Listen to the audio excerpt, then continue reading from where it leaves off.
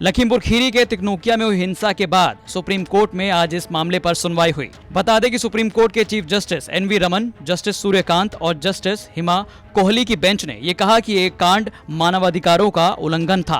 देश भर में कई जगह ऐसा हो रहा है, सरकार को ध्यान देना चाहिए। आइए जानते हैं इस मामले में और क्या क्या निकल कर आया। लखीमपुर हिंसा मामले में सुप्रीम कोर्ट अब शुक्रवार को सुनवाई करेगा।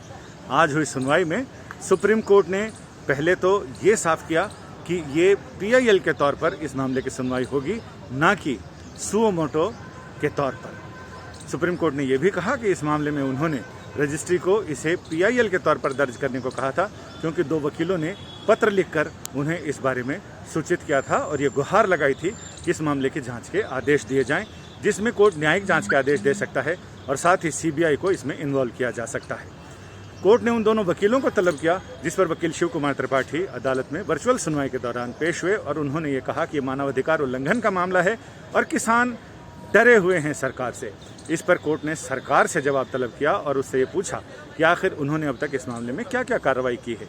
जब यूपी सरकार की ओर से गरिमा प्रसाद ने ये बताया कि FIR दर्ज की जा चुकी है और लोगों को मुआवजा दिया गया है, इसके साथ ही एक SIT बनाई गई है, जांच की टीम बनाई गई है, जिसकी अगुवाई हाई कोर्ट के रिटायर्ड जस्टिस प्रदीप श्रीवास्तव कर रहे हैं।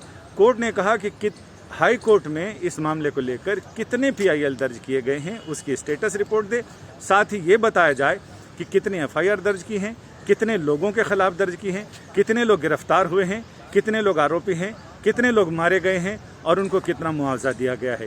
यानी ये सारी चीज़ें एक तफसील रिपोर्ट दी जाए। कोर्ट ने कहा कि वो इस मामले की सुनवाई शुक्रवार तक मुलतवी कर रहे हैं। कल तक उत्तर प्रदेश सरकार इस मामले में स्टेटस रिपोर्ट दाखिल करे। इस पर उत्तर प्रदेश सरकार की तरफ से उनके वकील गरिमा प्रसाद ने कहा कि वो आज ही दाखिल करना चाहेंगे, लेकिन कोर्ट ने कहा कि पूरी तफसीलात इसमें होनी चाहिए और कल तक इस मामले की सुनवाई मुलतवी कर दी गई है। ये कहा जा रहा है कि इलाहाबाद हाई कोर्ट में भी पत्र लिखकर कुछ लोगों ने इस मामले को जनहित याचिका के तौर पर सुनवाई करने का आग्रह किया है। तो अब शुक्रवार को उत्तर प्रदेश सरकार वो सारी चीज़ों के बारे में बताएगी कि आखिर कितने FIR दर्ज की हैं, कितने लोग गिरफ्तार किए गए हैं और आगे स्टेटस रिपोर्ट इस मामले में क्या है।